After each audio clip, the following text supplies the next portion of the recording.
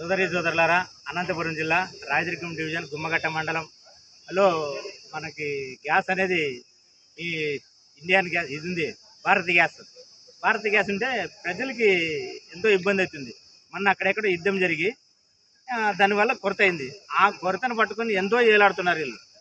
ఇప్పుడు ఏమన్నాడు మన ముఖ్యమంత్రి గారు, గ్యాస్ కొరత లేదన్నాడు. మళ్ళీ వీళ్ళు ఎందుకు కొరత చేస్తున్నారని ఈ జనాలు రోజుకి 100 మంది 150 మంది అక్కడ కొట్లాడబోయే వాళ్ళు ఎంతమందో వాళ్ళు సీసీ కెమెరాలు అవన్నీ ఫుటేజ్లు అన్నీ చెక్ చేస్తే చాలా మంది బయటకు పడతారు. వాళ్ళు రౌడీజం చేస్తున్నారు గ్యాస్ ఆఫీస్లో అని మేము కూడా రాయలసీమ కమ్యూనిస్ట్ పార్టీ చూసినాం. 2 వారాలు చూసినాం. మళ్ళా తూరి అర్జీ ఇచ్చకపోతే అర్జీ తీసుకోలేదు. ఆయన గ్యాస్ ఆఫీస్ మేనేజర్ గారు అర్జీ తీసుకోలేదు.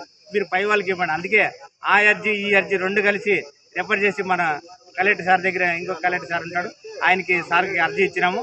దీనిపైన రాయలసీమ కమ్యూనిస్ట్ పార్టీ గ్యాస్ కొరత లేకుండా వల్ల ఎక్కడే కానీ అని రాయలసీమ కమ్యూనిస్ట్ పార్టీ డిమాండ్ చేస్తున్నాము. అట్లా చూడండి, ఇతనికి పింఛనీ లేదు. 40 సంవత్సరాలు ఆయన. ఇతని ఒక్క కన్ను ఉందంట. ఒక కన్ను ఉంటే మళ్ళీ ఇచ్చే వాళ్ళందరికీ ఏమైంది? ఇచ్చిన వాళ్ళందరికీ ఏమైంది? వాళ్ళు కూడా కట్ చేయాలి కదా. ఒక కన్ను ఉండే వాళ్ళకి ఒక కన్ను ఒక చూపు, ఒక కన్ను ఒక చూపుతో చూస్తారా మీరు కూడా? అధికారులు కూడా ఆ జీవో ఉంది కదా ఒక కన్ను ఉండే వాళ్ళకి అని ఇవ్వండి అని రాయలసీమ కమ్యూనిస్ట్ పార్టీ డిమాండ్ చేస్తుంది. ఇలాంటి వాళ్ళు పారిశోధన సత్వాలకు వచ్చే అర్జీలతో సంతకాలు చేయించుకుంటారు, పద అంటారు. మళ్ళీ చూడరు దాని కథ. వాళ్ళ కథ ఇప్పుడు మొన్న ఓటీపీ వచ్చింది. ఇది వచ్చింది సదరం 8వ తారీఖు సదరం వచ్చింది. ఏమైంది? అది ఆఫీసర్లు అంతా బిజీ.